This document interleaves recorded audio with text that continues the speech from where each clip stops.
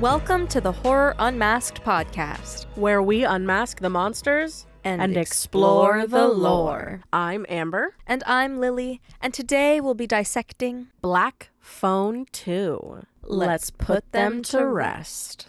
In 1982, 4 years after Finney Blake killed the grabber, his sister Gwen begins having dreams where she sees murders that happened at an Alpine Lake camp in 1957. Random. Exactly. During one of the dreams, she receives a call from her mother, Hope, who at the time of the 1957 murders was having similar dreams. Determined to understand the truth, Gwen convinced Finn and Ernesto, the brother of the late Robin Ariano, to travel to Alpine Lake Camp. A heavy blizzard traps them there with the camp supervisor, Armando, his niece, Mustang, and 2 camp employees named Kenneth and Barbara. Oh, Barbara. The 3 kids begin investigating what Gwen's dreams might mean. On the second night, Fenn receives a call on the camp's dead payphone. This time, from the grabber. Absolutely terrible.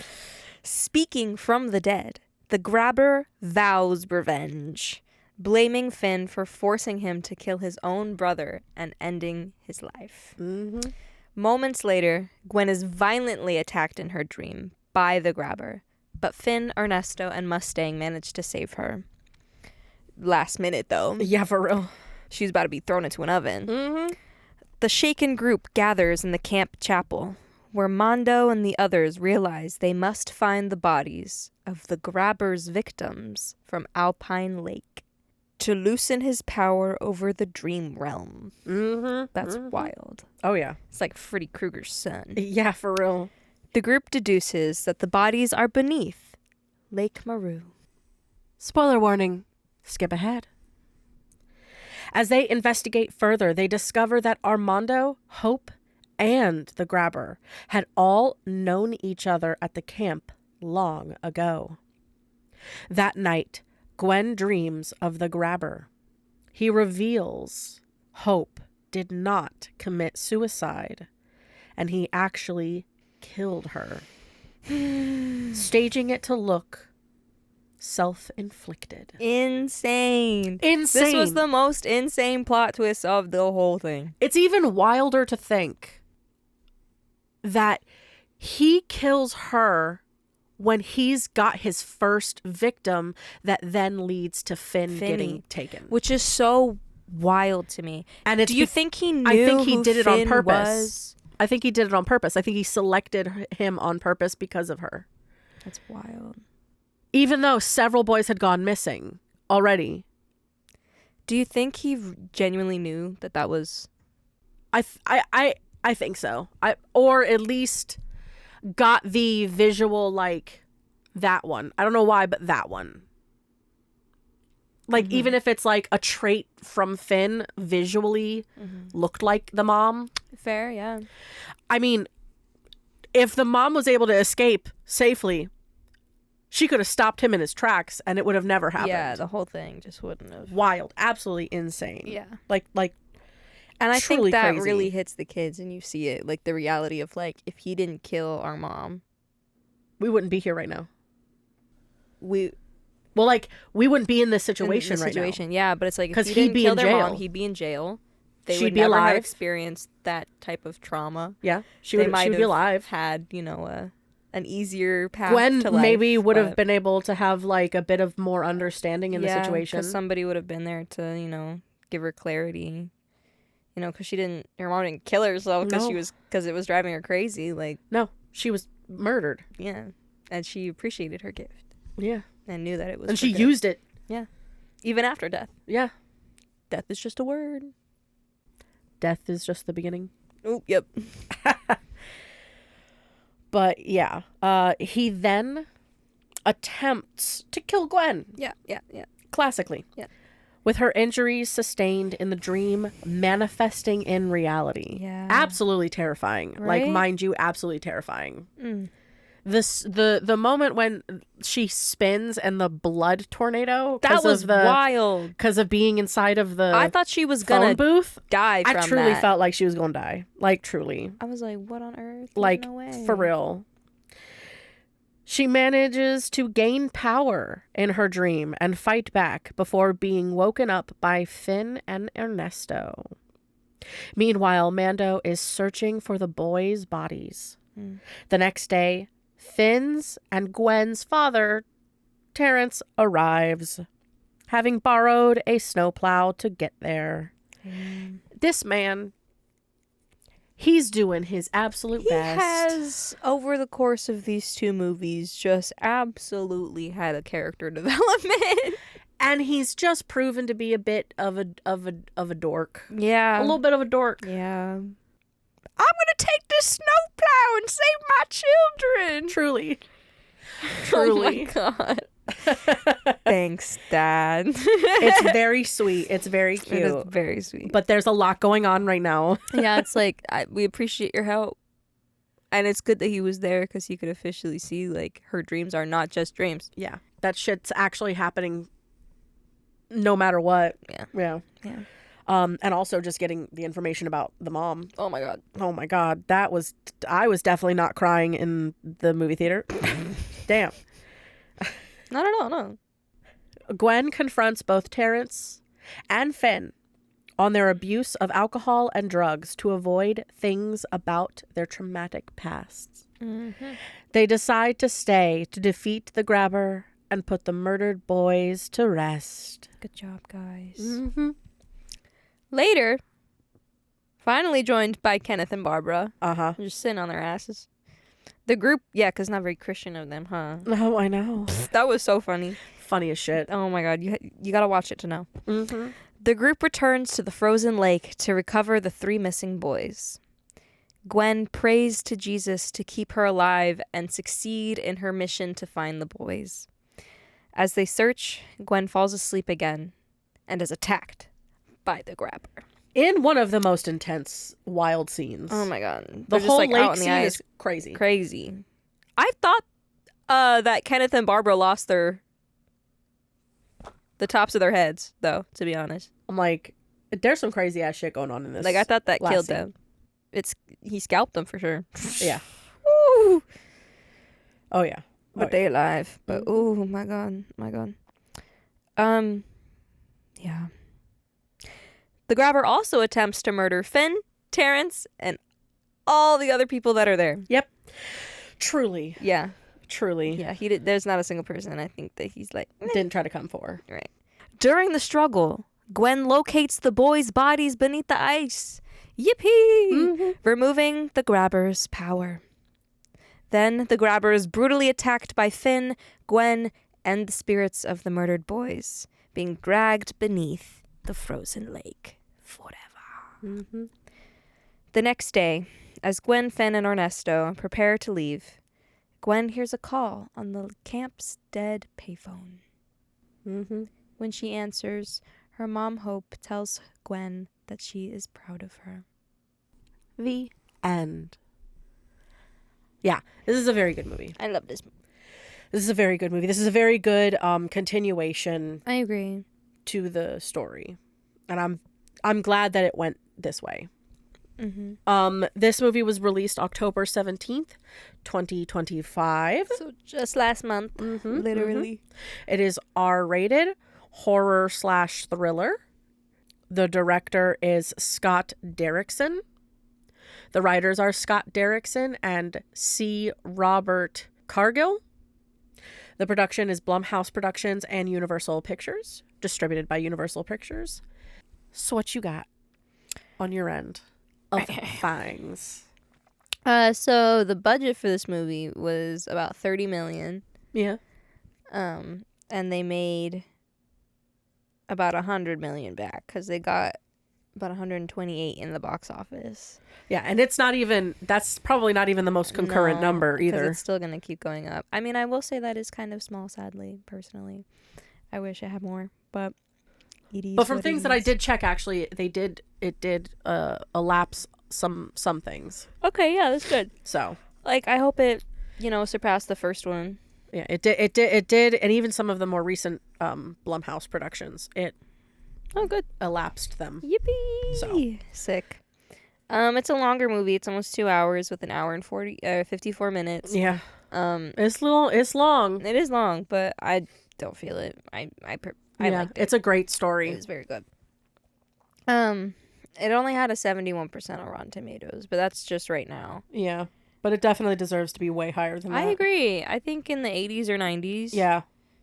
High 80s, low 90s. Yeah. Yeah. Yeah, I agree with that. That vibe range, I feel. Not 71. No, definitely that's almost not in 71. the 60s. Yeah, Like, no. What are we doing? There are actually no, like, as weird as it sounds, there's no, like, death. Yeah, there's no one dies in this movie. No one dies in this movie. Are there dead? Are there dead? Yes. And are there deaths? Yes. Yes. But no one dies in this movie. Yeah. There are 0 people who die actively in this film. Before the plot, they'll tell you about 4. Yes. Because it's the 3 boys, And then the her mom. mother. Yeah. So. But other than that. And if you really want to say 5, you could say the grabber. But he dies in the last one. Exactly. So. Like, if you really want to, but technically. Yeah. So that's that. Dude, also, I'm not going to lie. Also, the scene. I'm sidetracking. Also, the scene in the movie when she's down in the room. Oh. And the brother's there. That was. What the fuck? And he's like, oh no, he's back. Yeah. And he's like, you gotta go. You gotta get out of here. He's like, even his own brother knows. Like, he knows. Yeah. Yeah. His own brother's like, fuck. Aw, shit. This man killed me and I know he don't like you. Yeah. And that's my bro, and he's upset that he killed me. Also, but he still did it. We'll get into it. We'll finish this. I'll get, look, I got things to say. And that's okay. Such. I just gotta list the cast, and then we're good to go. Go for it. Okay, so. It's a good cast. It's pretty much the same as last time, yep. But we've got a few new characters here. So we've got Mason Thames as Finney, who also was just in How to Train Your Dragon. Yeah.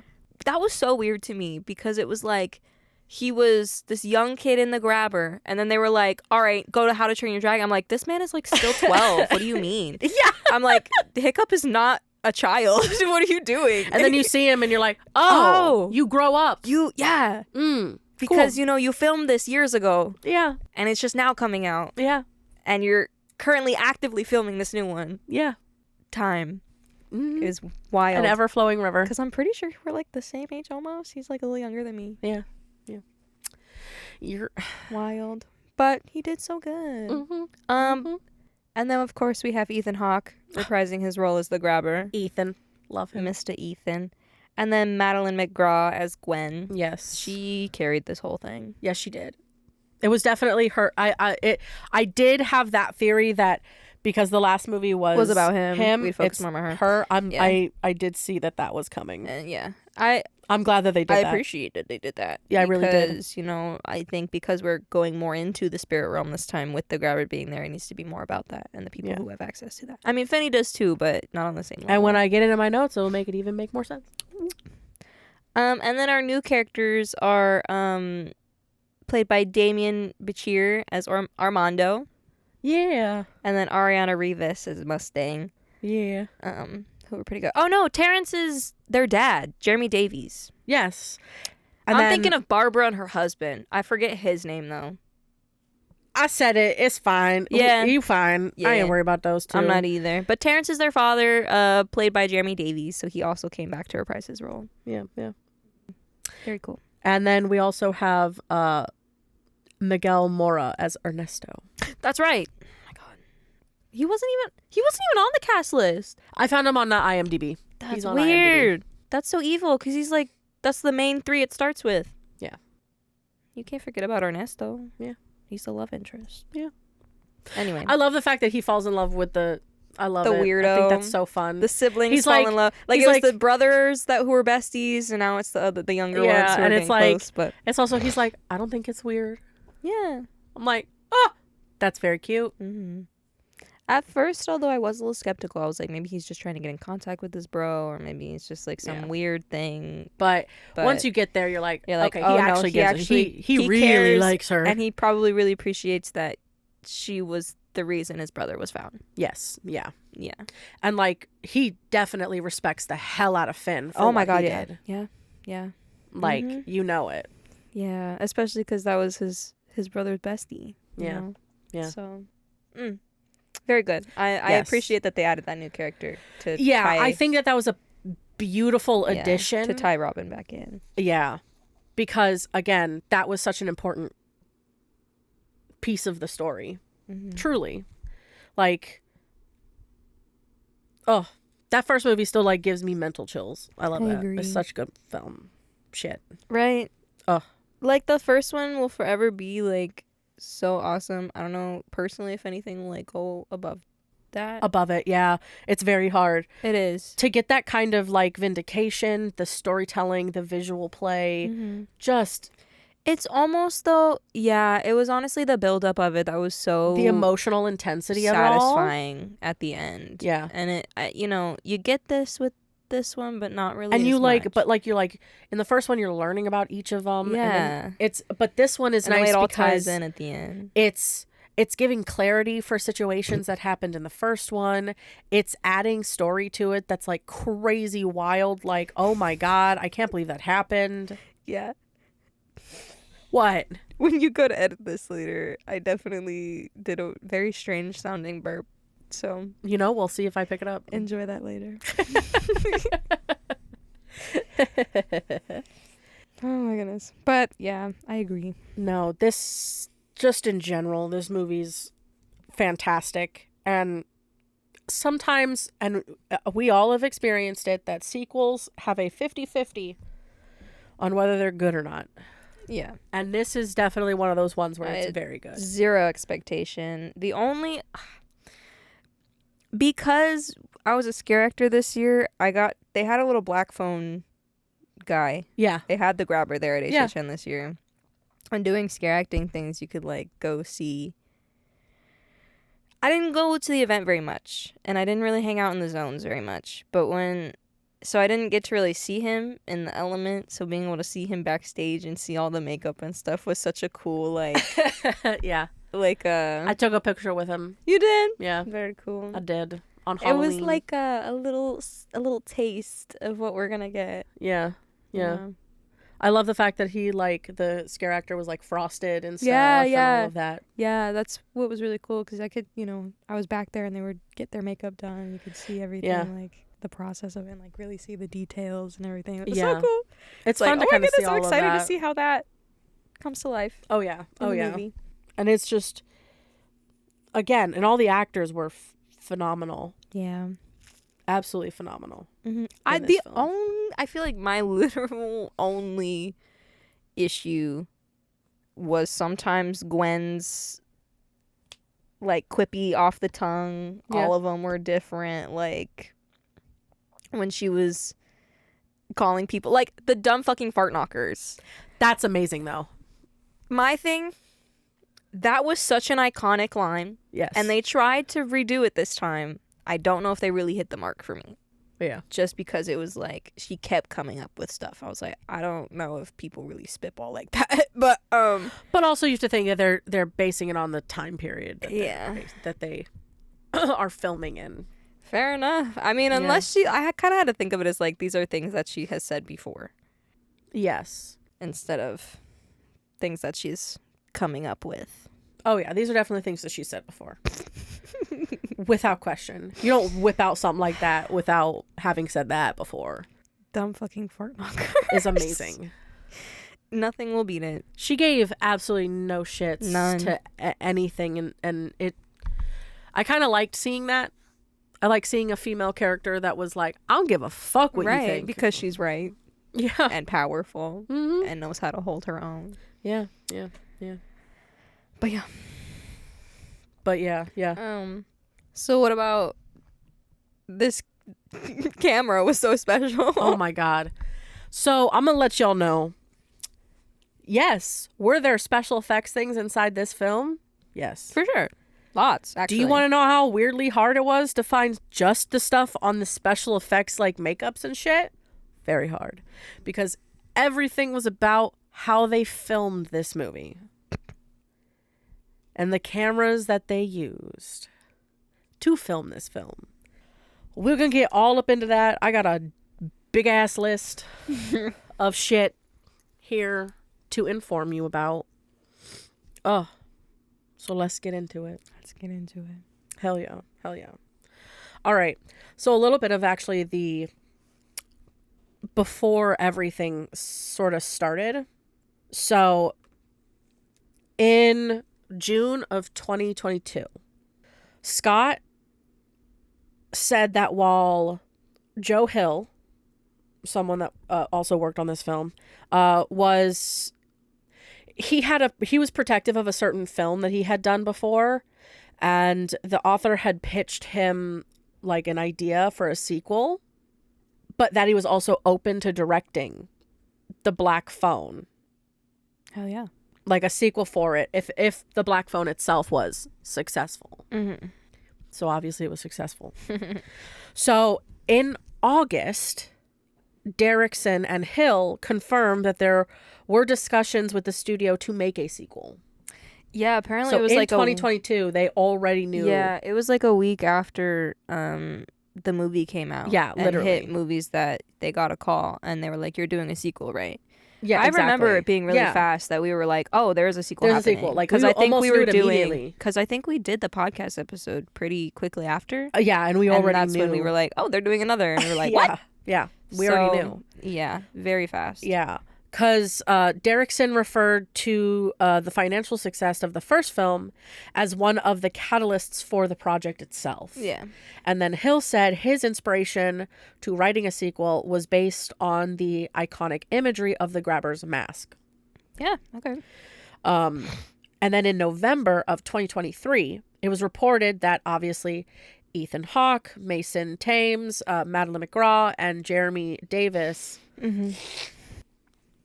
would reprise their roles from the first film. Yeah. Miguel Mora would also appear, though in a different role from the original.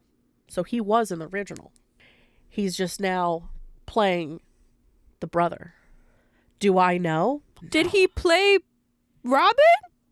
I don't have the cast list up I'm gonna check that right now. because I can't remember. But that's real funny if that's right. But I think it might be. It very well I think he might could be playing both brothers. Miguel Mora. Mora. Yeah. Yep. As Robin. That is so funny. Yeah. You don't so even notice. You don't notice. There's no I fucking was like, way. wow, they don't even look the same. They are the Isn't same. that crazy? They're the same person. They are And the I was same thinking that. person. I was like, is that even really like, probably just because he aged. Yeah. But he it was grew like, up. oh my God, that's wild. Yeah, that's him. Yeah. Right there. Same motherfucker. Same motherfucker. Wild. That's crazy. so funny. So the five of them are the same. They've all reprised their roles. Yeah, Miguel, they how all- dare I forget Miguel Mora? But at least he now is Also, the older brother. James Ranson Yeah. as Max, because he came in. He Yeah, came back. yeah. So there were like, There was a decent group of them that all came back. there's like 6 people and came back. Yeah, it's only the one that is now playing his younger brother. That's so fucking funny. Are you kidding me? I love that they brought him back though. That's Yeah, awesome. exactly. Because they played such drastically different characters. Yes. It's why it's so dramatic as to like being Why like, I that's was not the like, same that's person. not the same person. Because Robin is a Spitfire. Yeah, he's a Spitfire. He's like so Spitfire and he's like really into fighting and he's like really cool with. It's and why the other Finn one is like. is more like Robin when he I was think with Robin. so. I think that's also really why. What is his name? Ernesto. Yeah. Really takes a liking to him because Because it reminds him him of of his now. brother, yeah. Because he found that strength from his brother. Yeah. So that's so crazy because his brother acts like more timid and shy. Yes. And, more, Yeah. closed off and a Yeah. little nerdier. Yeah. So that's crazy. It's wild, but they're the same person. Fuck. Okay. Very cool. Finding out in real time. Exactly. All right. I was like, I can't remember. Is he? Yeah. yes. And then the script itself was written by Scott Derrickson and C. Robert Cargill. with the duo also serving as producers on the sequel as well. So the director and the writer, they both wrote, and then they both co-produced. And then in December, Derrickson was confirmed to return as the director. Mm-hmm. And then in September of 2024, Demian Bichir joined the cast. Oh, Antonio? No, Armand. What was his name? Yes. Mando. Armando. Yeah. The counselor. Yeah. Who was very sweet. His whole character concept sweet. was such a sweetie patootie. When I gosh. saw that moment with the lake, I was like, no! Oh my. You are not going to hurt him. I saw him as the, so in college I took a world mythology class, and we learn about like character arcs and talking about that kind of stuff, and like story progression and the hero's journey and all that kind of stuff. And I was like, do not make this the wise old man that gives you the information and then dies. Like, don't do this. They very clearly were going with that trope at first. And I'm so glad that they did it. They probably were thinking about killing him off. I'm like, don't do it. He's just a sweetie patootie. He's been, for his whole time he's been there, he's been trying to find these boys. He's been trying the whole time. Yeah, honestly, I'm glad that nobody died. Yes. Because it really showed that, strength and unity coming together and yes, defeating this one person without having any loss. And it's like, exactly. I'm very glad. That is the most desirable outcome. Yes, exactly. Because honestly, what's the theme there if you're yes if you're killing him off? Like, yes. what's the purpose? Yeah. If anything, if they would have killed someone off, that was part of the thing, which is the interesting part, because it's touched on in the first film, but it's given a little bit more information in this one. In the first film, the spirits of the kids don't remember who they are, and so does the same kind of similar concept as to this one, unless they died more recently, which is why like the more recent ones like Robin and stuff like that, they still remembered who they were, but then they slowly forgot who they were.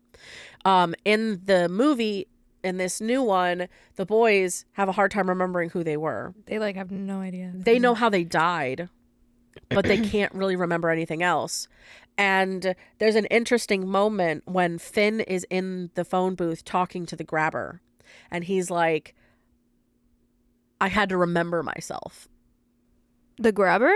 When he was talking to him, and he's like, I had to remember, and my anger and everything. Oh, yeah. Which is why I'm now coming after you after so long. Right. Like, he forgot who he was, and then makes he sense. made himself remember. So I think that's kind of fascinating. I wonder if it was like...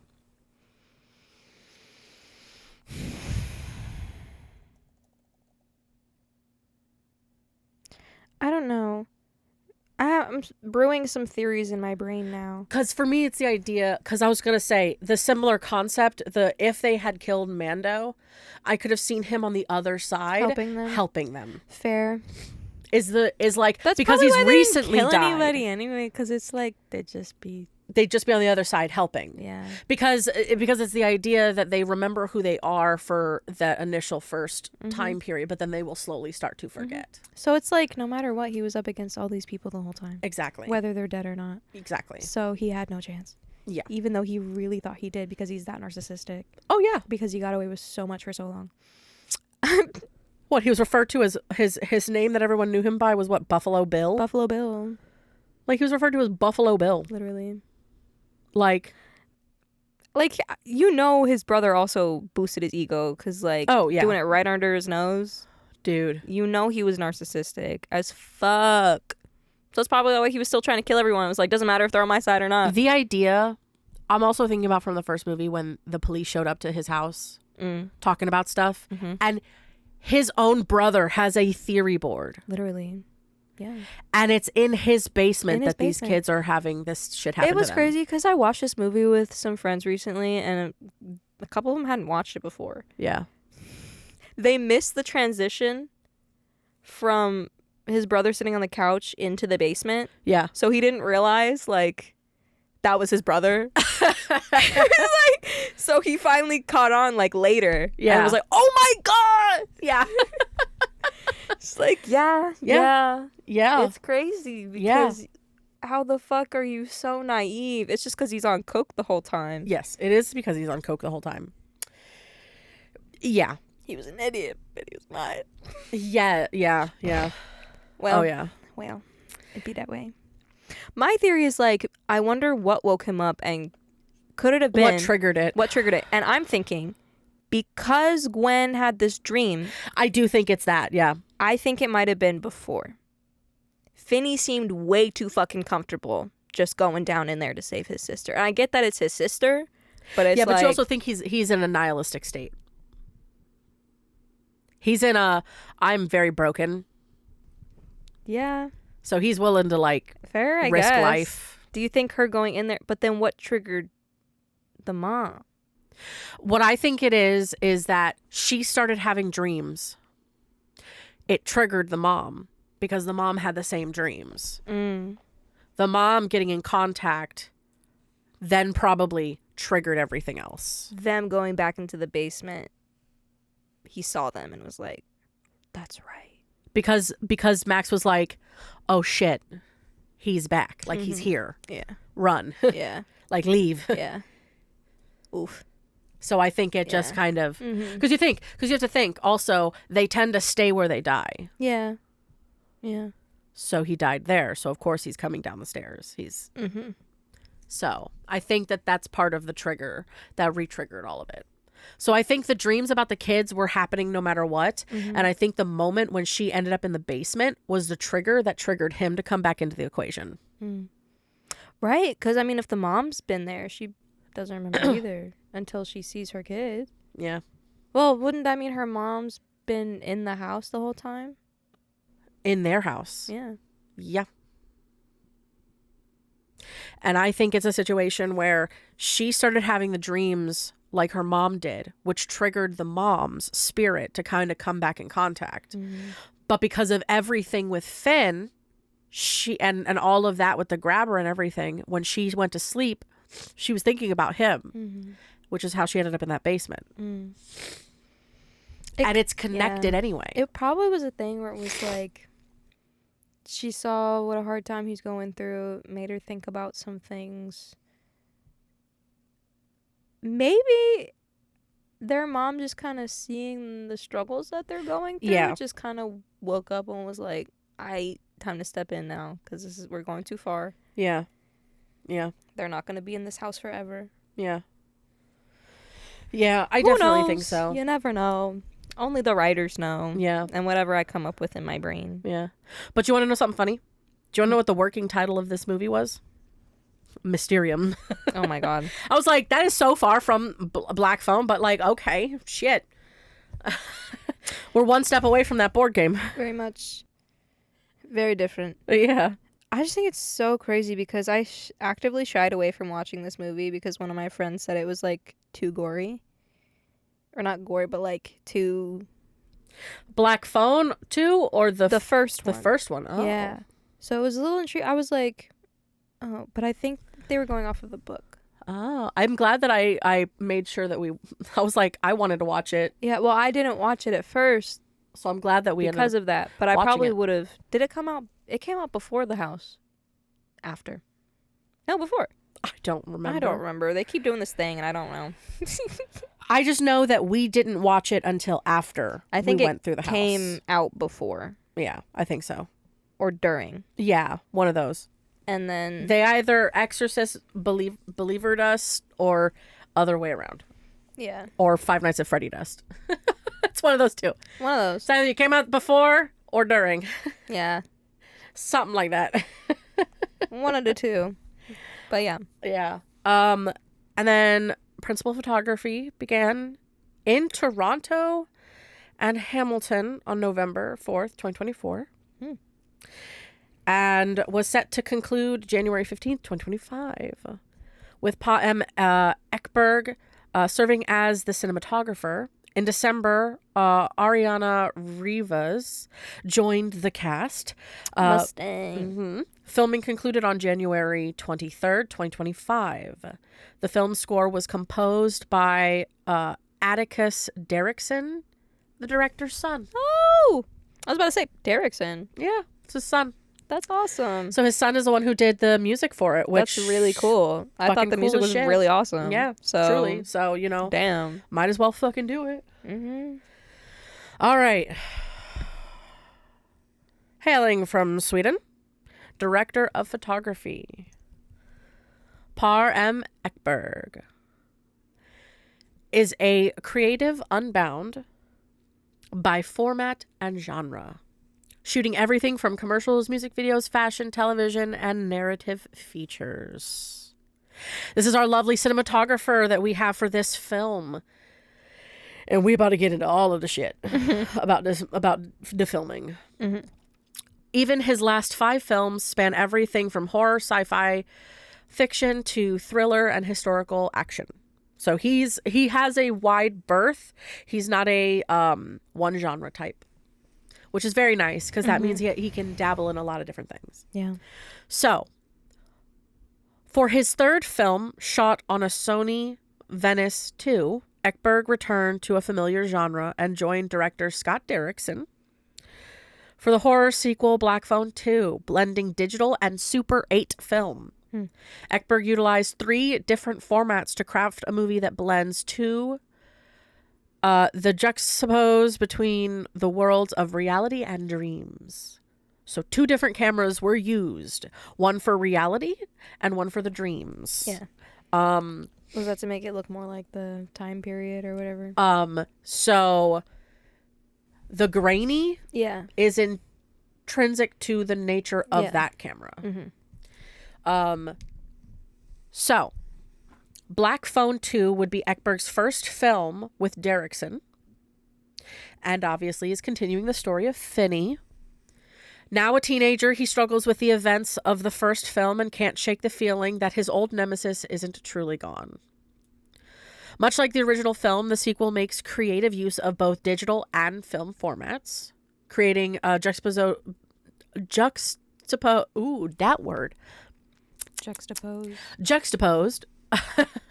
worlds with their own eerie aesthetics, a challenge that Ekberg found both exhilarating and frightening. So, Super 8, the film type, was an early conversation, and Derrickson has this Super 8 trademark. So, he used it a lot for several of his movies. For Black Phone 2, a third of the script was actually in the Super 8 film type. So reading it was like, Ekberg was like, oh, holy crap, how do we navigate this? The Super 8 format would continue to be a pivotal visual element in the Black Phone narrative. So, but taking on a more prominent role, especially in this second film. So, as Gwen, Finney's sister, enters a dreamscape, her visual world changes to a grainy film look that Ekberg and Derrickson captured in Super 8. But the format would possess constant challenges and would require novel solutions to be production friendly, because it is an old type of filming. You don't do a big studio movie with a camera that hasn't been running for years and you don't know what's coming out of it. Nobody can see what you're doing, and it was very slow when it came to lighting. These cameras are finicky and the format is finicky. You don't know how many scratches or how much dirt is going to come out of it, or how out of focus it's going to be.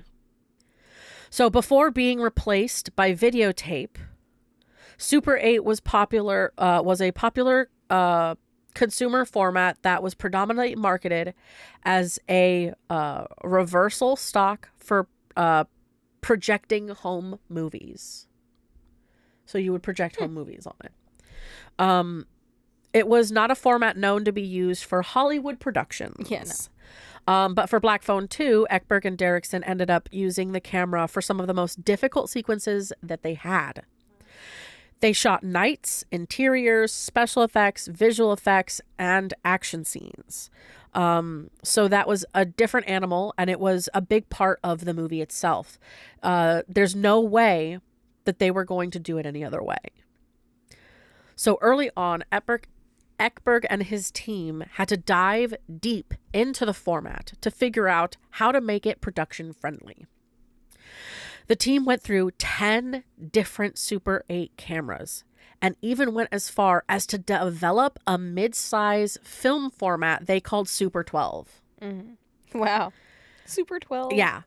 They shot Arriflex 416 cameras, and they did a separate cropped format with the 16 millimeter negatives. So it was a 2.39 to 1, and they called it Super 8. Super 12 is what they did. You can look up kind of, because I looked up the ratio of the 2.39 to 1. It's similar concept to like how they have like IMAX's standard IMAX stuff like that is how they have like they're trying to deal with that. So if you kind of look it up, if you look up that like format of the 2.39 to 1 format, you'll be able to see kind of a visual of what the difference is for those. And it's kind of fascinating because it also shows like it might show you a still from a movie and show you how much more of the film you lose or you gain based on that format. So it's very fascinating. So like obviously standard is smaller than IMAX. Yeah. And then there's Super IMAX and things like that. So, and then there's even older formats that have go from rectangular to more almost a square shape. Mm-hmm. There's been so many things coming out recently about like how films are filmed, like with specific cameras and things. And oh my God, it was hilarious. I have not been able to like express this thought like well. Yeah. I don't know. Okay, so for the past like 5 to 10 years, I've been saying that movies have gotten too crisp. They've gotten too crisp. And I didn't know if people understood what I meant by that. But then I finally saw a post the other day, and it was like a picture of the very first Devil Wears Prada and then like a preview of the new one that's coming up. And it was like the difference in frames between like one scene in the elevator then versus now, and somebody was like, wow, I miss when movies look like movies and not YouTube videos.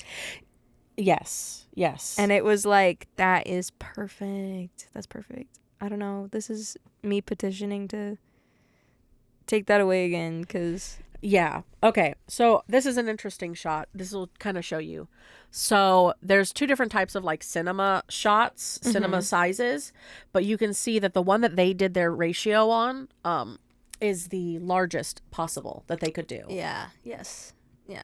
So you can kind of see how much you gain framing, from it. Mm-hmm.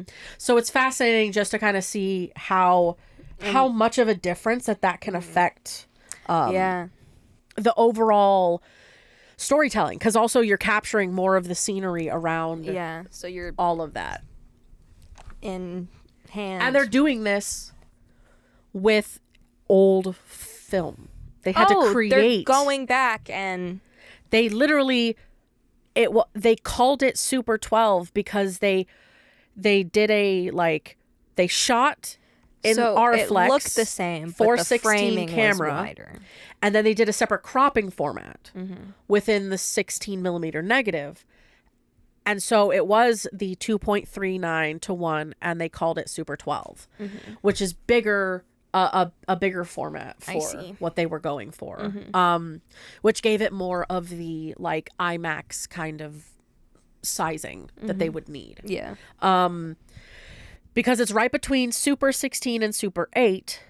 They did a crop on the negative to get more grain and more dirt out of it. So more of that effect, more of that like hazy visual to it. Ekberg's goal was to balance the visual and narrative darkness of the film by blending jump scares and elements of tension with high contrast lighting set during night scenes. While the Super 8 camera was the team's first choice to capture the dreamscape elements, the Super 16 format stepped in for more complex sequences. Wild. Because they wanted to have some contrast and to have a deep darkness.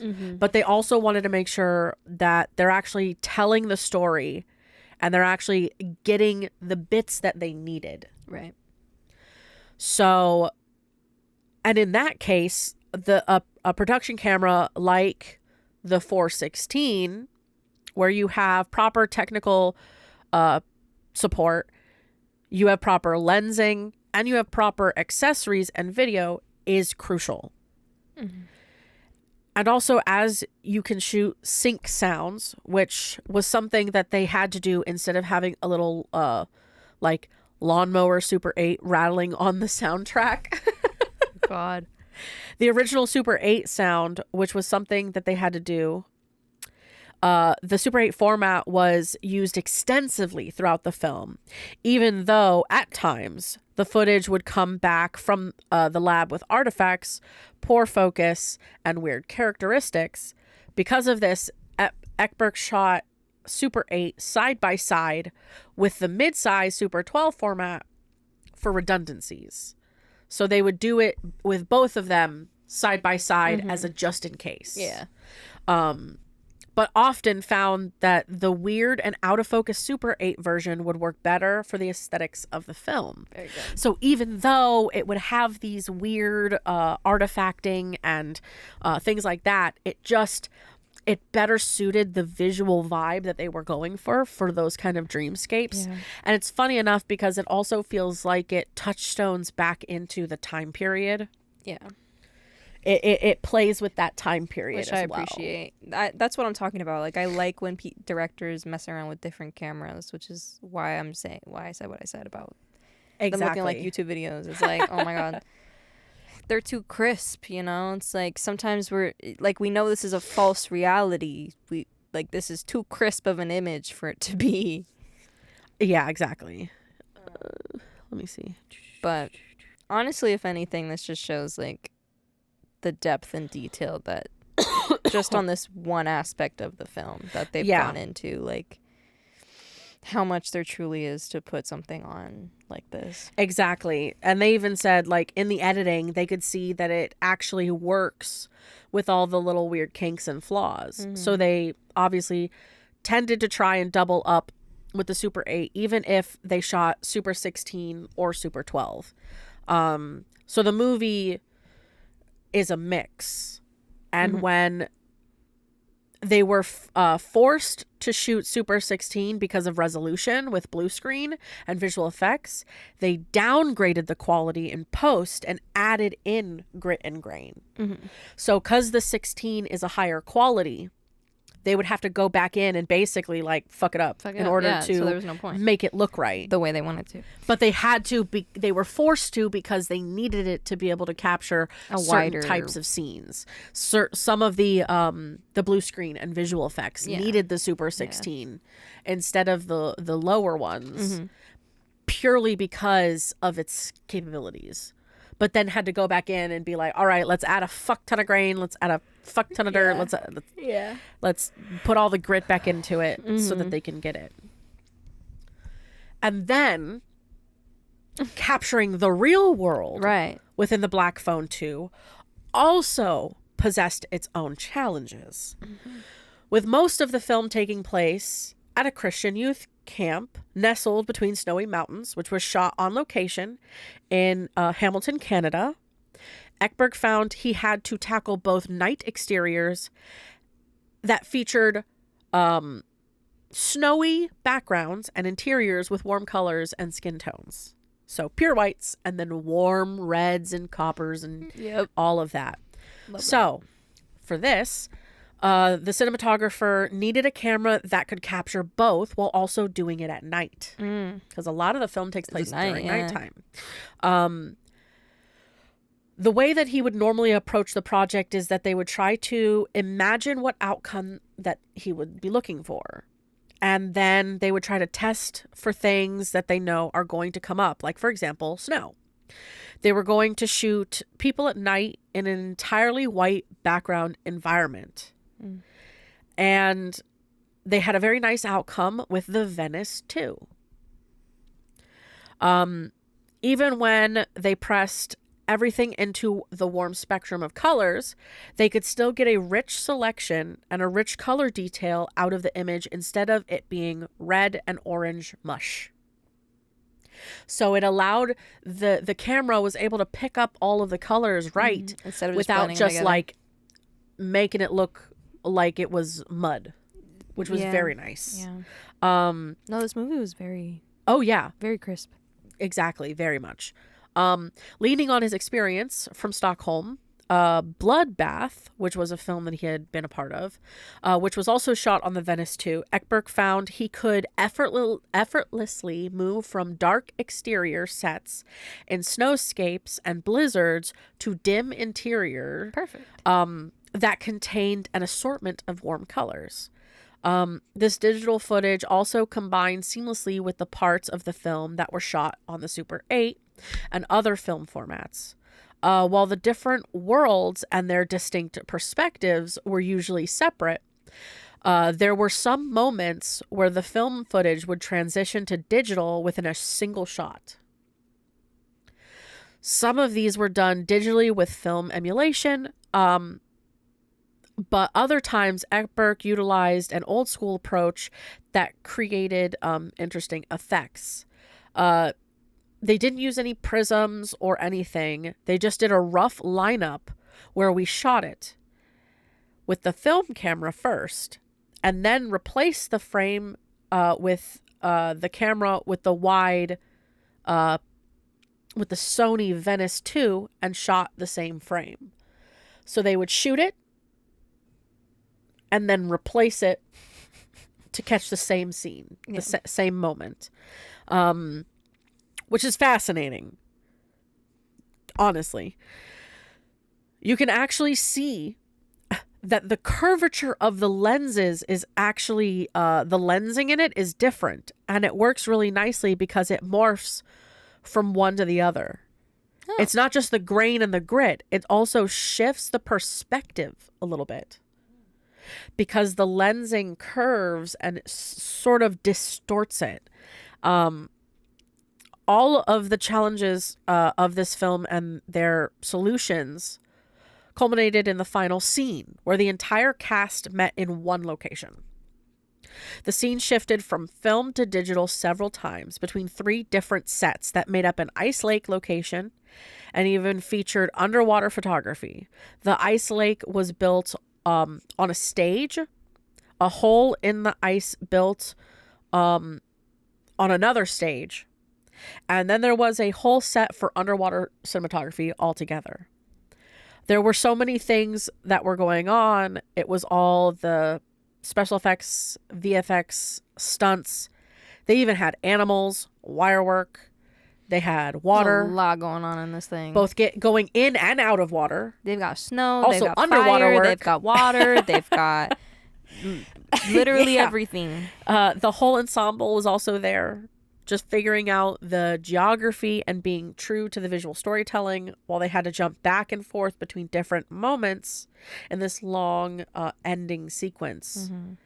So they had so much going on, and there was so many bits and pieces. And yeah, that, like I said, that the Frozen, the most intricate scene in the film is the climactic sequence set on the lake. At the end, this scene demanded a delicate balance of practical and visual effects, complex lighting for both day and night, and precise coordination across departments. Initially, they considered shooting on location, but unpredictable weather, ice conditions, safety concerns, and the challenges of night shoots quickly ruled that out, which is why they turned they opted into constructing the lake on a stage, which introduced its own set of challenges. So the set had to be large enough to feel expansive, convincingly mimic ice, and integrate seamlessly with a blue screen background for the Colorado Rockies. Crafted in post-production, a critical element was the ice itself. Characters needed to shine lights through it to search for bodies, chop holes, and even plunge into the water. Damn. To achieve this, they built 2 key sets. The main stage, designed by the talented Patty Podesta and her team, featured a meticulously layered ice surface with practical foreground elements like snow, trees, and rocks to conceal the blue screen scene. Yeah. This allowed VFX supervisor Ivan Morin to add depth, perspective, and translucency in post, bringing the ice and distant mountains to life. For scenes requiring direct interaction with water, they constructed the tank top. Oh, God. A small ice platform elevated over a water tank for inserts and action interactions. A separate underwater tank handled all subsurface shots. Filming most of this sequence at Studio City in Toronto. They worked to create consistent lighting across these sets. Despite challenges like limited ceiling height for rigging of the larger stages, the sequence blending formats with parts scripted for the Super 8 aesthetic and then the rest captured on the Sony Venice 2 with mixed optics for a final anamorphic 2.40:1 aspect ratio. This mix demanded careful calibration to maintain the visual cohesion of the whole film itself. And then adding to the complexity of it, this sequence served as the film's big resolution. Obviously, this is where all of the plot comes together, which also then requires them to track pivotal storylines while constantly jumping between sets and tightly woven in feel and pacing. So you have to think, there are 3 sets that are happening all in that last scene, and they have to be able to visually stay consistent between all of them. That was insane. And they did. There's not a moment where you're like, oh, but you look a little little different here. And no, there's not a moment where you could have told me that was 3 different sets and I would have believed you. No way. I would have been like, that's bullshit. That all happened in one location. Yeah. But the fact that it was 3 different ones and then they had to be able to do that is crazy. Because they focused with the focus was ensuring the lighting and the camera work mirrored the story's chronicle progression, evolving the time of day across non-linear shoots. Well, yeah, that makes sense. Yeah, because sometimes you've got like shots where everybody's in a shot, exactly, and then sometimes it's just them. Yeah, and it's over multiple days. Yeah, and you're like, great, I have to keep everything the same in all of these non-linears, jumping around time and space. Cool. The real time travelers, truly, because it's also like, while camera movements built emotional momentum without betraying the jumps. It was a high wire act of coherence, blending technical precision with narrative flow. The final sequence was a true test of filmmaking craft, combining SFX, VFX, stunts, prosthetics, animals, vehicles, waterwork, all while telling a nuanced, emotionally charged story. Period. All of the chaos. And, obviously the complicated sequence came together, balancing the practical challenges with aesthetic visuals. The ice lake sequence in the climactic payoff of the film, tying together its emotional and narrative threads in a thrilling, visual, striking way. In the scene, the antagonist, known as the Grabber, unleashes his full supernatural force, revealing his dark intentions even to those less attuned to the psychic undercurrents surrounding our protagonists Gwen and Finn. So everything is happening every aspect. They're Super 8 filming, they're Venice 2 filming, they're 3 different sets, all of the actors all being there together. It is a climactic scene that ends phenomenally. And not even a second would you think that these were 3 different sets. I would, no. Or over multiple days. No. You'd be like, yep, that really happened. Yep, that actually happened all in one day. One day. One day in the middle of the night. That would be insane. But honestly, you said they started in November and ended in January? Yeah, so... That's really quick, to be honest. So, let's see. The principal photography... I think it was... Yeah. So, technically, like, it was November 4th of 2024. And then it concluded January 15th. Okay. Yeah, that's really quick. That's like 3 months. Yeah. So they had... On at least top their of concepts. holidays. Yeah. Yeah. The filming officially concluded January 23rd. Gotcha. Wow. So from November 4th, 2024 to January 23rd. Yeah, beginning of November, end of January. So yeah, like 3 months. Yeah. Less than 3 months. Yeah. All of that happening right there. Nuts. But yeah, that is my thick notes. Yeah. I don't have as much. My thicky bagaki notes on how they filmed it. Just how they filmed it. I mean, it's good information. Any directors out there listening? I know bits and pieces of that was very technical. Yeah. With the But you the explained it formats well. and stuff. You were like, so basically this means. And I was like... Yeah. It's essentially a lot of those ratios that you're hearing is literally the difference between a standard film, a IMAX film, a super IMAX. It's literally that's the different visual understandings of the film. Yeah. For me, I've got a little bit about the inspiration behind this movie. Yeah, hell yeah. Especially because it was like they didn't have any ideas. No. For a sequel. No. They went in, they were like, oh yeah, it's probably going to be a standalone, and then we're done. Mistaken. No. Deeply mistaken. mistaken. You deeply mistook how much we love this movie. And how much it would resonate with people and just be... And how powerful this film is. Oh my God.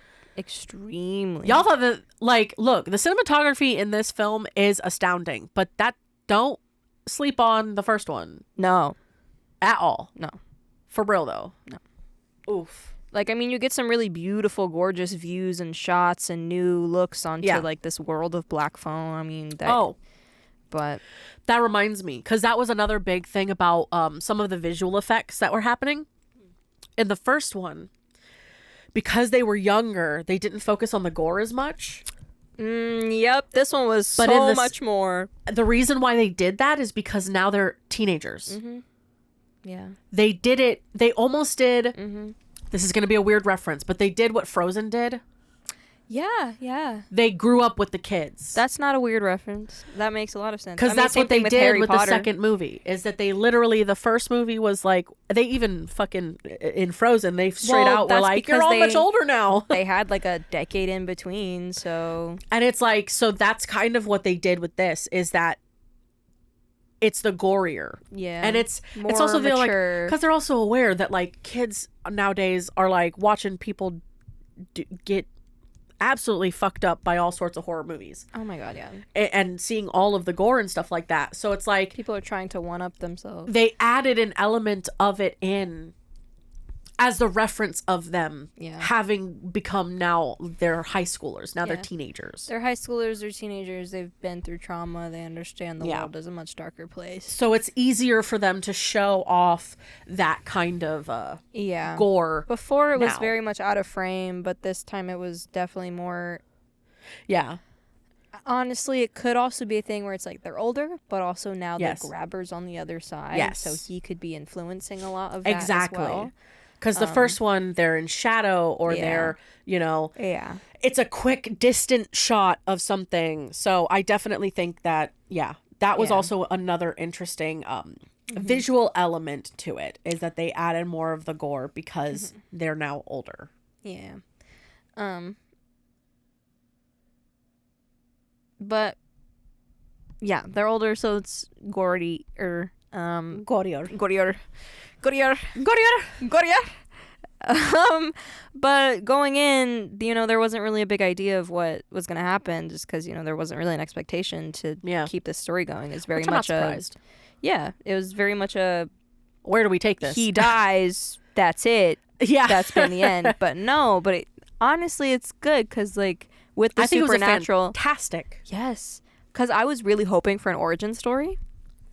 And we it- got yeah, both. You got both. We got both. Yeah. So it was like, yes, amazing. Yeah. We got origin story plus like mother tie up And what happens with the kids afterward. Like, honestly, Exactly. perfect. Couldn't have asked for. you got to see the results of the last one, of the first one, the end of it, come out in the next one, and then just them to be able to grow even more. So from they that. did it honestly perfectly. Yeah. I don't think there was another way to do this but so Derrickson, he saw the first movie more as a supernatural thriller, but he wanted the next one to shift more into like a high school horror slasher, which I can vibe with. um It's way better than like it's a camp slasher film. yeah, But I Exactly. think it's way better than any fucking Friday the 13th exactly. could ever It's get. it's grounded in the high school setting with the horror elements. Like you can pick typical up of the that. tropes a little bit more. Yeah, but there's definitely more to it. Like, obviously, Better you've got storytelling of it all. You've got the Jason of it being on Yes. a camp, and Yes. then you've got the Freddy Krueger of it Yes. being with the with grabber the and dreams dreamscape. and all of that. And being injured in the dream and In the that dream. coming into real life. Yeah. So he kind of wanted it to shift, probably also because they are older, more mature, Yeah. and they've understood the supernatural aspect Yeah. of it, and so now we're going into more of like the physical reality and how that can manifest. Yeah. And I definitely think that they did a really good job of not clichéing Yeah. the tropes, the horror tropes. Mm-hmm. Mm-hmm. And I think I that was agree. very good. Because honestly, even though they were right there, I wasn't really thinking about them until like we were doing this podcast. Exactly. And I'm like sitting here and I'm like, oh, inspirations. Oh, yeah. Yeah. You're like, oh, okay. I see where all of these bits and pieces came together Yeah. that are like the standard tropes of horror, Mm-hmm. But but elevated. they were and done cohesive. very well. Yeah. So another part of like, I wasn't really. I was like, oh, this is interesting. It's snowy now. We're in a different setting. Yeah. It's very drastically. Very drastically different. But this setting came from apparently when Derrickson was a teenager, he went to Christian winter camps. Oh, shit. And he said they were visually and emotionally impactful. And he pulled from a lot of personal memories at these winter camps, and Huh. yeah. So he wanted the sequel to capture, An all aspect of that. and Yeah. all the experiences that he felt when he was, Yeah. at that camp. Not, the scary not parts, murder. but excitement, maybe a little bit of fear. You're a little scared, Yeah. And it's an intense thing. So that was really cool. He, Yeah. He pulling used a bit of from his own life experience. Yeah, it turned out really cool. Because a lot of us have lived in the same place for our whole lives, and you don't really get out much. But Yep. They also pulled from Italian horror. And Gaio films. Huh. That's fascinating. Yeah. So there was a movie called Suspiria. Oh, okay. Yeah. Yes. Okay. So it very much influenced like the style, like the visual style of the movie. Okay. So Gaio is a subgenre of Italian horror, and it's known for its vibrant colors and the camera work they've got going on and the imagery within it. I've never seen it, but honestly, this is making me want to. It's really I cool. have a podcast. Dear Movies We Love You, but before it was Dear Movies I Love You, it was I Know What You Did. Mm. And this movie came up. Yeah. They talk about this movie a lot. But apparently Derrickson really, really admired this film, and he wanted it to have that same like high art aesthetic. Yeah. When focusing on the visuals. Apparently Nightmare on Elm Street wasn't a direct influence. Which is wild because The Grabber has like, there's so many visuals to this that straight up from it. So it wasn't, a conscious copying, but it was like the influence is there regardless. Yeah, they were just natural. They naturally influenced the film style. Yeah. Without and the truth of the matter is Nightmare on Elm Street has a fascinating concept to it. So for it to be an unintentional inspiration, like, makes perfect sense. It does, because we're all inspired by that. You know what I mean? Because we've all seen them, so they're in our subconscious. It's also a real fear that people have. Yeah. Is things that happen in your dream happening in real life. There's always been the joke of like, you die in your dream, you die in real life. Yeah. And that's the Freddy Krueger of it all. That's this now also has a similar aspect to it. So even if he didn't realize he was doing it, like, would any of us really? Yeah. And it's like, you don't, like, that's a real fear. So of course he's gonna, especially in this film, of course they're gonna act on that. Of course they're gonna bring out the terror of that side of it. So that's pretty much it. He pulled from his past experiences, and then as well as that Italian horror style. But other than that, everything else is pretty like, I just came up with this off the dome, which is insane because they didn't really have any idea of what to do with it. But as for lucid dreaming itself, which is a fascinating concept. I love that. Yes, I know I've mentioned dreams before. I don't think I've specifically talked about lucid dreaming. No. Because we did Nightmare on Elm Street, but I definitely think that. It can definitely get into lucid dreaming here way deeper. Yeah. As for like the origins,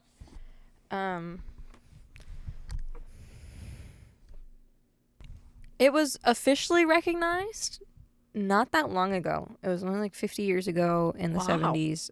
That's surprising. Yeah. Because for a fact it's been happening forever. Yes. That's just maybe that's part of like the Oracle concept and things like that. That was just when it was official, but scientifically proven. But it dates back forever, far. Yeah. Prophecies and premonitions have definitely been birthed because of that. Yeah, very much so. Like, people definitely, I know, talking about that, there were people who had being two people who sit here and lucid dream. Yeah. Yeah. But, I know we talked about dreams and how people, especially, upper class, wealthy, monarch type, would have people who dreamed and really believed in these dreams as premonitions and took them very seriously. Yes. So it is wild that whole religious orders, that it wasn't even 50 years ago that they finally officially recognized it. But it dates back to many ancient cultures. We got Hinduism, Buddhism. Yep. Classical Greece, Christianity, Islam. Oh yeah, all of them. So, going into a trance-like state, sometimes that's can also sometimes be considered a form of lucid dreaming. And you've definitely heard the stories from many different mythologies of people like going to bed one night and dreaming something crazy where they're interacting with things and doing stuff like that. And again, it's the premonitions of it all. That's exactly what that is. That's a lucid dream that you're having, and that you're able to interact with directly, and you're dreaming. It's insane. It's a wild concept. Or at least now we know it is dreaming. Back then they probably were like, this is some wild thing that's happening. Yeah. So, like, before the first millennium BC, it's expected that, humans likely experienced it. Yeah, definitely. But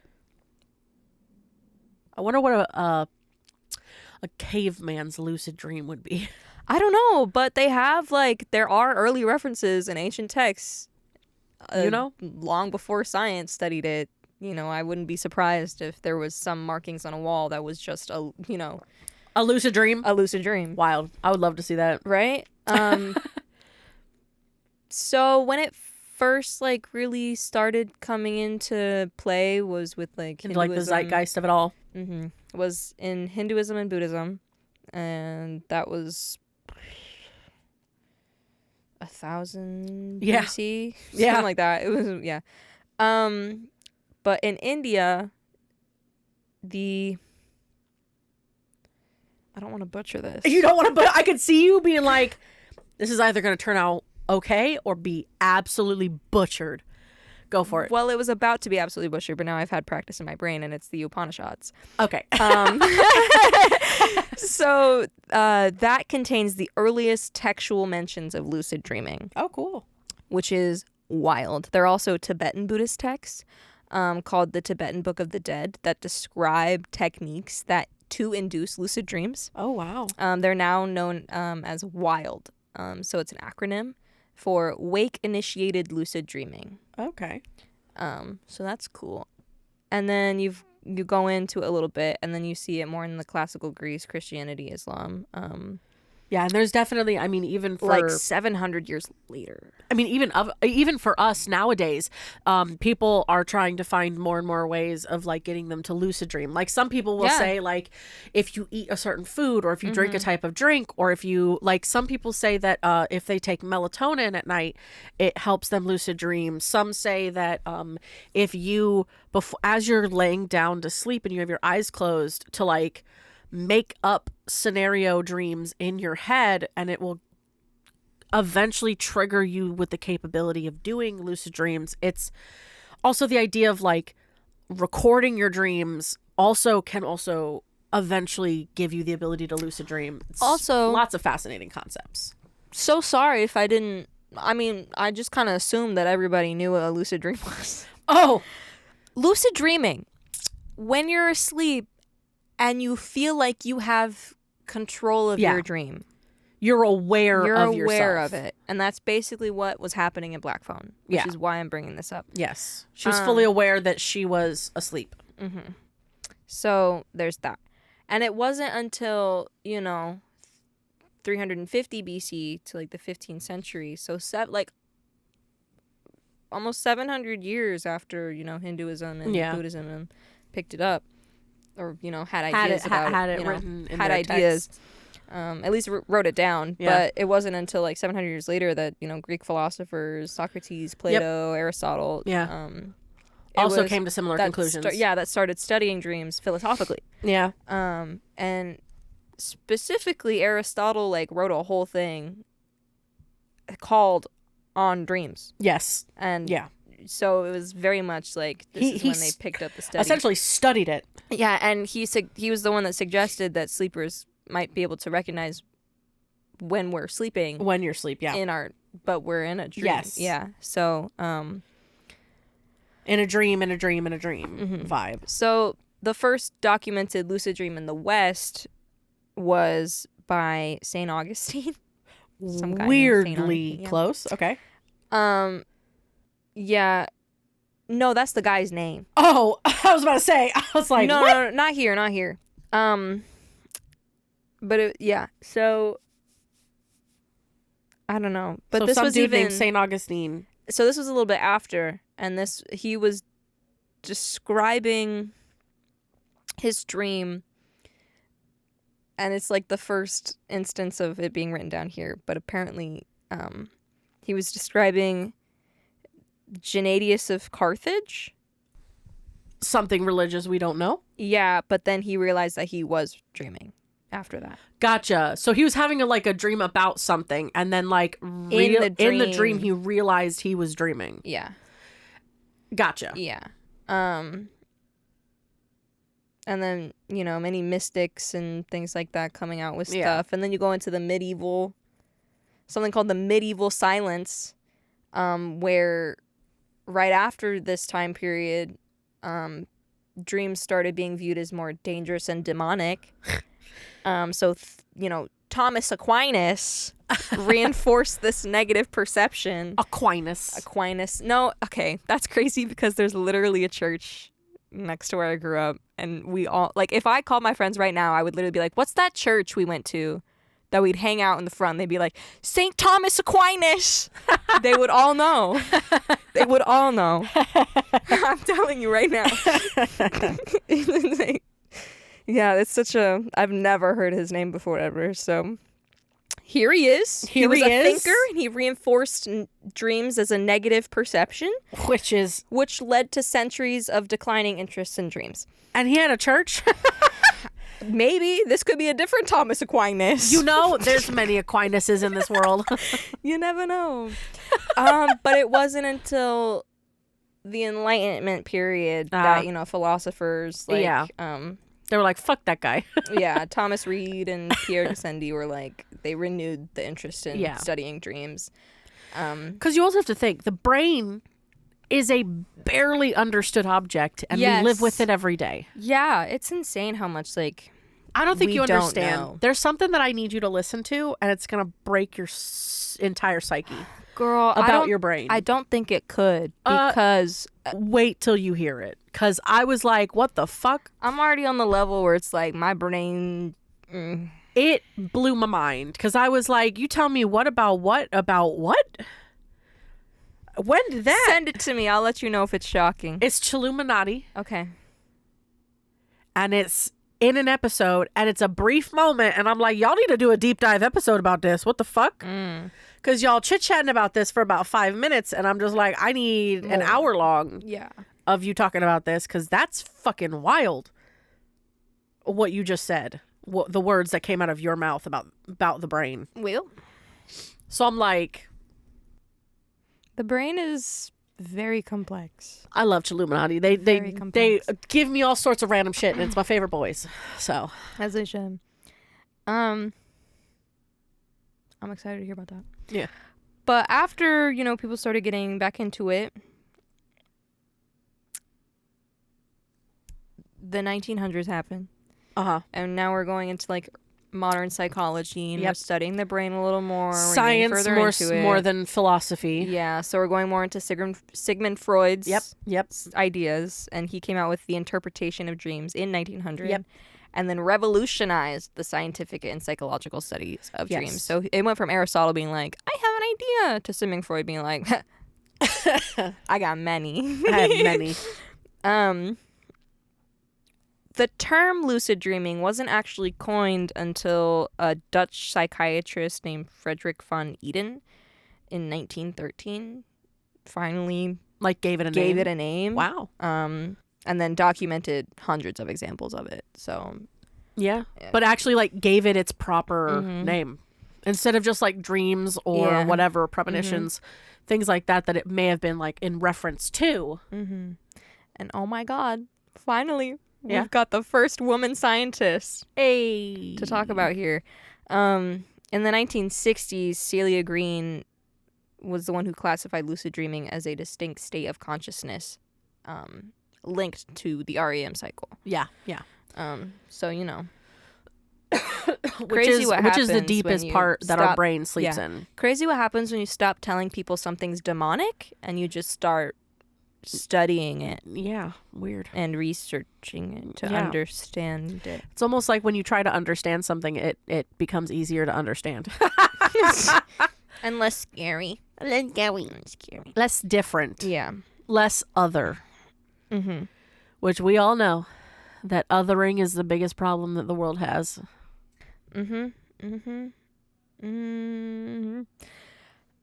wasn't until the 70s that we've got a little bit more. Honestly, when we got the last good bit of information about it. Yeah, that has come out. In 75, Keith Hearn.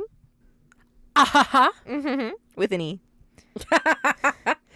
Recorded the first psychological signals of lucid dreaming using eye movement. Oh, okay. Yeah, which understandable. Yeah, because that's how they kind of understand when you're in your REM state is based on your eye movement. But he recorded the first signals, but it was Celia who was linked it to REM. That's cool. And then in 78, some man named Stephen LaBerge replicated Hearn's experiment and then established reliable communication with dreamers through their eye movements. Oh, wow. Which is kind of funny because the movie takes place in 1982. So, like, kind of explaining all these little bits and pieces. Yeah. So it's crazy. And from then till today, you know, they're still researching it and studying brain activity and because doing it's all the this brain. stuff. But nothing more, you know. I mean, obviously they've come out with a lot of things of like how to lucid dream and like you were saying before, all these different ways. People trying to do their own home remedy version of it. Yeah. But is that all your notes? That is all my notes.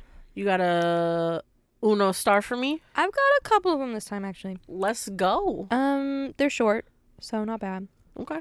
But especially for a fucking new film. Damn. Bitches already be on fire. Actually, you'd be surprised.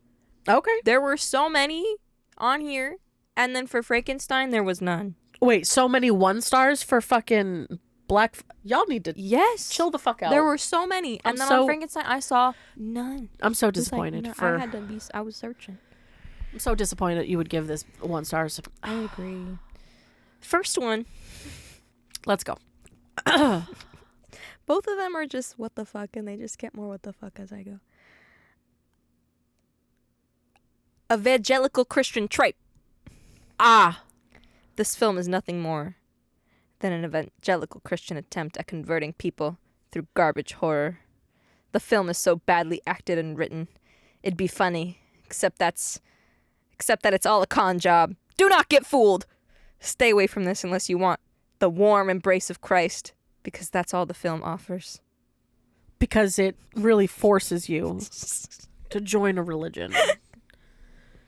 Because it doesn't, in the actual active movie, shit on the religion at the same time. But whatever. Literally did. And it was like, this is what a fake Christian is. Yes. And this is what a real Christian should be. Yes. So, trust me. No.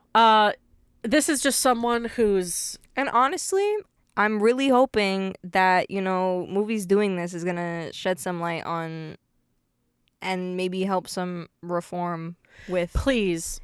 What Christianity actually is, because it is actually loving your neighbor and being kind to others and open-minded, being willing to help no matter what, and that's literally what this movie talks about. This movie quite literally shits on Christianity. So the idea that someone's like, this is religious propaganda, I'm like, no, it is not. It's not. It is so far from that. It's actively a story about a girl with spiritual capabilities. Ain't nothing Christian about this. The Conjuring series is more Christian than this. Yeah. Yes. Yeah. I mean, sure, they went to a Christian camp, but... That was just the location. Not the purpose. No. And honestly, it had to have been. Otherwise, they probably wouldn't have really been able to shit on Christianity the way they did. Hell yeah. If it was a regular camp, how am I going to shit on a religion that is... It needs some shitting on? I just mean it needs reform. It's too culty. It is way too culty. Y'all are following the wrong people and believing the wrong things. Y'all need to like... At least personally, I believe that. So. Facts on facts. Truly. So. But that's our opinion. So. You know. You know. I think. Because... Dude, the whole... Look, all of Christianity is... Y'all are pick and choosy about what parts of the Bible you're going to believe in. So I don't even want to hear it. Christianity was built... Did you cut your hair? Already not Christian. I agree with what it should stand for. How about that? Should I agree with what it should stand for. Not what it's become. Yes. Thank you. And that is what this movie talks about. It is not trying to put people into... You okay. You've heard the joke. So we all know. Jesus ain't a white man. No. You already know. He's not a white man. If Jesus came back, he has. Yes. What in the Jesus coming back, and they're all like immediately racist to Jesus, Literally. and they're They like, would deport "I'm a him. Christian. How dare you?" I'm like, No. "I am Jesus Christ, your Lord and Savior," and they're like, "No, you fucking aren't, you." And then just absolutely Literally. They would disrespect probably him. be He'd be like, "Why the fuck did I come back here for y'all bitches?" literally, he would be disrespected so fucking fast because of the color of his skin and probably the clothes on his back. Yep.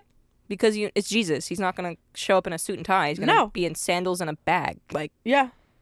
He's gonna be in the like cheapest, easiest clothes possible. and all of you would, Shit on him immediately. unless you're a true Christian. Unless you're a true Christian. Take that what you will. It's also just the idea that like the concepts of the concept of love thy neighbor vibe. Yeah. And it's the if your God didn't want us to love all people, then why would he make all these different people Yeah. with all these different beliefs and sexual orientations and visual appearances and mental capabilities? But whatever. I'm just talking shit. Whatever. They always have an excuse too. Always. So. And I'm whatever. like, but then 4 sentences later, Right. So you that chose was- this one verse, but this one verse 4 sentences down says the exact opposite of what you just said. Literally, it's so hypocritical. It is. Whatever. Not my circus, not my monkeys. Definitely not my circus and not my monkeys. In any stretch No. of the imagination. I don't even want to step foot in that circus. No. I will see a sign for the circus and I'll turn around. Yeah. Yeah. I see a hint of a clown and I'm gone. Oh my God. Again, we're shitting on the shitty parts. If you're offended, Then maybe you're part of the problem. I'm not shitting on the good parts. I'm not going to mic drop because that would suck for editing me. Yeah. But mic drop. So that was that guy. That was that guy. You're going to love this guy even more. Ooh, okay, let's go. Okay. Freddy Krueger, The Grabber is Not, is the title. I think this one is just trolling, because are you ready? He has to be trolling. With the top sentence, the title of it to begin with. I hope. Oh, okay. He's Dear God, trolling. let's go. I hadn't seen the first one, but this was playing at the theater. I'm already mad. I know, but it's going to get worse. Okay. Almost didn't, because after Necklace, which is another movie, I was going to swear off McGraw sister movies. Yeah. Okay. But watched Megan too. So gave this a chance. Okay. But you didn't even see the first one. Okay. Okay. There is smoking in this. Did you watch the first Megan? Please tell me you watched the first Megan at least. Anyway, go on. There's smoking in this. Shocker. It is awful. We'll definitely never watch another McGraw sister movie again. Because there was smoke. Okay. But All then, right. are you ready? Let's go. They're absolutely fucking trolling. They have to be. There was not only no full frontal female nudity, What? Okay, they've got to be trolling. There has to be trolling. but no nudity at all. They could have had a shower scene or a dream sequence nude scene. Something. And that is it. No, I'm sorry. This has to be a troll. This has to That's be bullshit. gotta be a fucking troll. This has to be a troll. Go watch porn. Literally. If you're that desperate to see nude bodies, go watch porn. Also, she's a minor. Yeah. You're a creep. How about that? Like, because it goes straight from talking about the McGraw sisters into full female frontal nudity. So he's sexist. Yeah. Clearly, this individual is sexist and doesn't like that these women are successful. And he didn't even mention And he just Freddy wants to Krueger. objectify them. He doesn't even mention Freddy Krueger. Yeah. So Even though Freddy Krueger and the Grabber actually have way more in common. yes. But whatever. This man just wrote words to write words. He did. He truly did. He truly did. He just wanted to prove he was a creep. Yeah. He did Prove it. that he was a creep. He's a creep.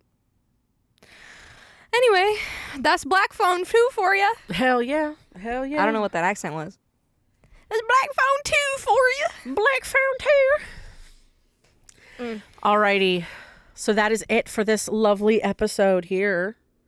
Look forward to our next episode. It's going to be a classic, and I mean literally a classic. Yes. It is Frankenstein. Not the new one. Not the new one. The 1931 original black and white. The one that all of your iconic imagery that you have, your pictures, merchandise, things like that, is that Frankenstein. So look forward to that. Remember, you can send us an email at horrorunmasked@gmail.com. You can listen to us on all of the places where pods are cast. And I think with that, there's only one thing left to ask. Will you fear? Or will you fear not?